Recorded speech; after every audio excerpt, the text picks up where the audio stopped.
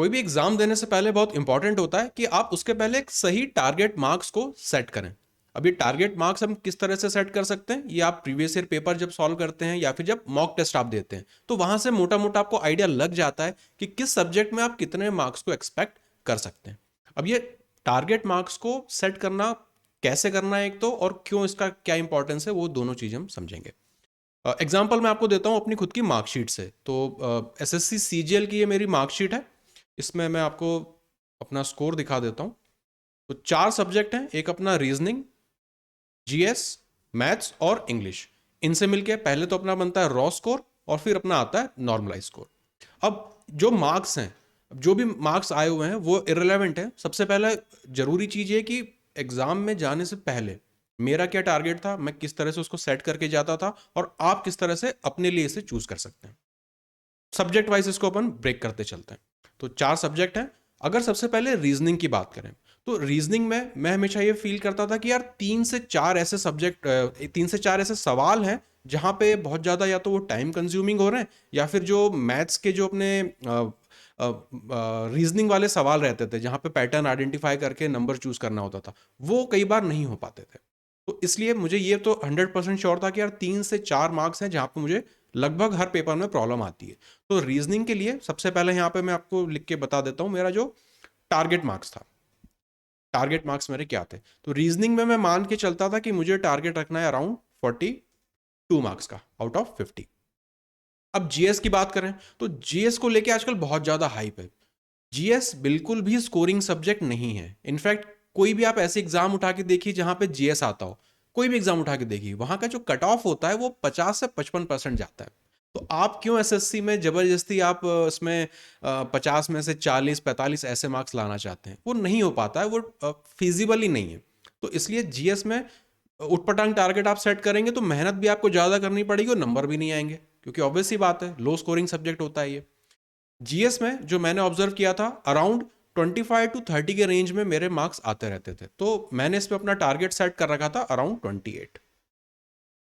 Maths की बात करें तो मैथ्स में शिफ्ट वाइज वेरिएशन इसमें बहुत ज़्यादा देखने को मिलता था, पर ओवरऑल अगर मोटे मोटे तौर पे देखें तो 2 सवालों को मैं छोड़ के चलता था कि यार एग्जाम में 2 सवाल तो ऐसे होंगे ही हमेशा जो मुझे परेशान करेंगे या जिन्हें मैं छोड़ के आऊंगा या मुझसे नहीं सॉल्व होंगे।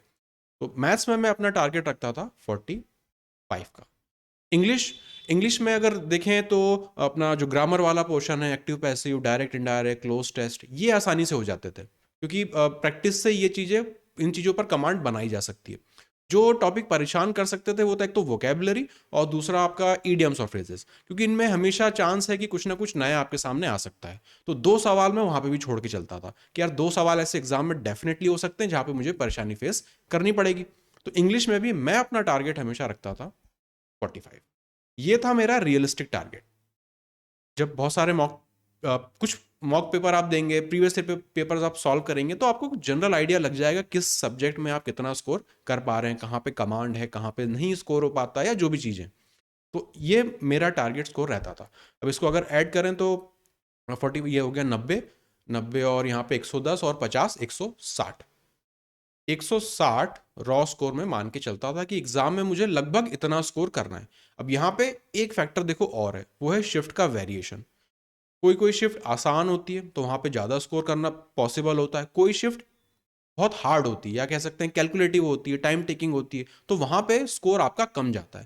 लेकिन ये जो भी फैक्टर्स रहेंगे ना, इसके लिए आपके पास नॉर्मलाइजेशन का चीज है।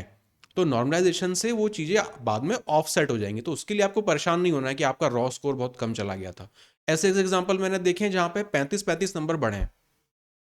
तो परेशान नहीं होना है उस चीज के लिए। अगर आपको बस ये करना है कि आप जिस शिफ्ट में थे वहां पे आपको उस शिफ्ट के लोगों से बेटर परफॉर्म करना है, बस। अगर आपने वहां पे अबव एवरेज परफॉर्म किया तो आप सेफ जोन में फिर रहेंगे। अब बात करते हैं कि मेरे एक्चुअल मार्क्स कितने थे, है ना, तो उसको नीचे लिख लेते हैं, फिर इनका गैप देख लेंगे। 42 टारगेट लेके चल रहा था, मेरे मार्क्स आए थे रीजनिंग में 40.5। जीएस की बात करें तो यहाँ पे 35 आ गए थे, काफी गैप था। मैथ्स की बात करें तो यहाँ पे 47.5 थे। इंग्लिश में यहाँ पे 50 थे। तो ओवरऑल अगर रॉ स्कोर देखें तो वो आ गया अपना 173। गैप देखें कितना आ रहा था, तो आप देखेंगे रीजनिंग में अपने सेट टारगेट से मैं 1.5 मार्क्स नीचे था।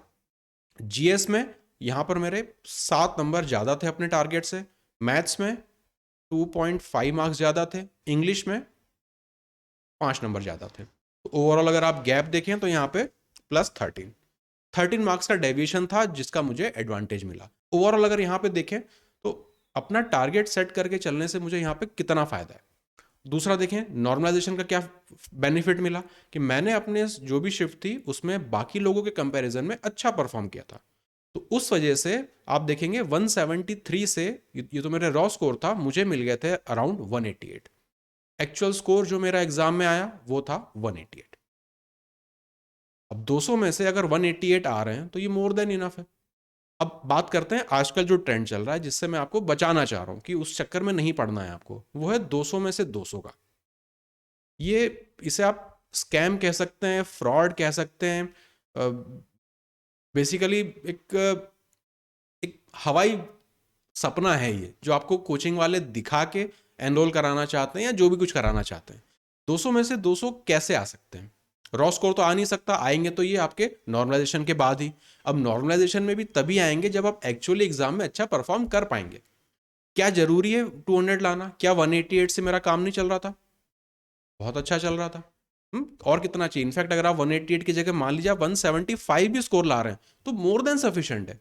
इससे ज्यादा आपको चिंता करनी ही नहीं है टीयर 1 के लिए। तो जो भी कट ऑफ जाए उससे अगर आपके 20 से 25 नंबर ज्यादा आ रहे हैं तो आप मोर देन सेफ है। इनफैक्ट आपको तो बहुत ज्यादा एडवांटेज है। अब आपको टीयर 2 में परफॉर्म करना है और अपना फाइनल स्कोर आपको ले लेना है। तो ये चीज़ों का आपको ध्यान रखना है। सबसे पहले बहुत इंपॉर्टेंट है कि आप अपना टारगेट स्कोर सही से सेट करें ना। एक रियलिस्टिक टारगेट होना चाहिए जो अचीवेबल हो। कुछ भी आप टारगेट ऐसे 200 में से 200, किसी मैथ्स या इंग्लिश में 50 में से 50, ऐसा टारगेट लेके चलने का क्या फ़ायदा है? अब हो सकता है फॉर एग्जाम्पल अगर आप मैथ्स आपका फेवरेट सब्जेक्ट है, आपने कहा कि मैं तो 50 में से 50 लाऊंगा मैथ्स में, पूरी मेहनत आपने उसमें झोंक दी, मैथ्स में तो आ गए 50, इंग्लिश में रह गए आपके 35, जीएस में रह गए 25, रीजनिंग में रह गए आपके 35-40, तो क्या आप ओवरऑल कट ऑफ निकाल पाएंगे? ना, नहीं निकलेगा। तो आप फिर वहाँ पे फंस जाएंगे।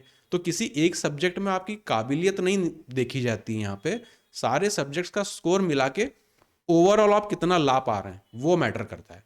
तो इसलिए आपको हमेशा स्कोर मैक्सिमाइज करने पे ध्यान देना है। अब जैसे जीएस की बात करें, अब यहाँ पे मेरे 35 आ रहे हैं। अगर मैं अगली एग्जाम भी देता ना तो भी मैं अपना टारगेट 28 ही रखता, क्योंकि मुझे पता है यार ये 35 हर शिफ्ट में लाना पॉसिबल नहीं है। ऐसी भी शिफ्ट होगी जहां पे 25 तो छोड़ो, 25 लाने में भी मैं स्ट्रगल करूंगा। तो ये हमेशा पॉसिबल है। तो ये सारी पॉसिबिलिटीज को आपको अकाउंट में लेके चलना है ना, हवा में नहीं उड़ना है बिल्कुल।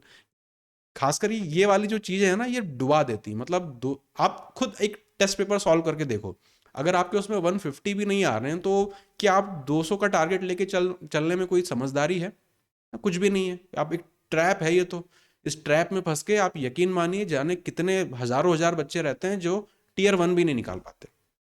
क्योंकि जब आप 200 का टारगेट या फुल मार्क्स लाने का टारगेट लेके चलते हैं ना तो अपने माइंड पे एक प्रेशर बना रहे होते हैं कि यार सारे क्वेश्चंस मुझे सॉल्व करने हैं।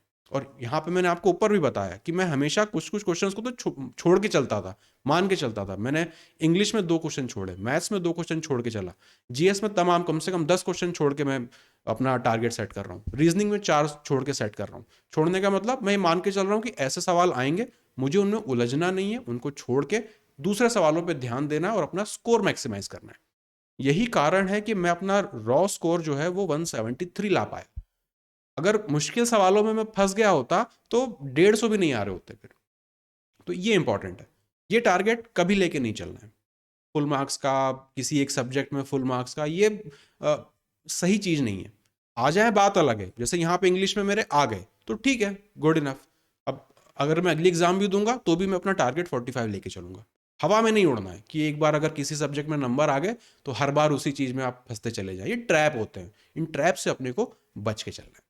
तो इस थोड़े से छोटे से नॉलेज का आप यूज कीजिए, अपने लिए सही सा रियलिस्टिक टारगेट सेट कीजिए, ताकि एग्जाम में जब आप जाएं तो प्रेशर आपके ऊपर कम से कम रहे। अननेसेसरी प्रेशर पहले से लेके एग्जाम में जाने में कोई समझदारी नहीं है।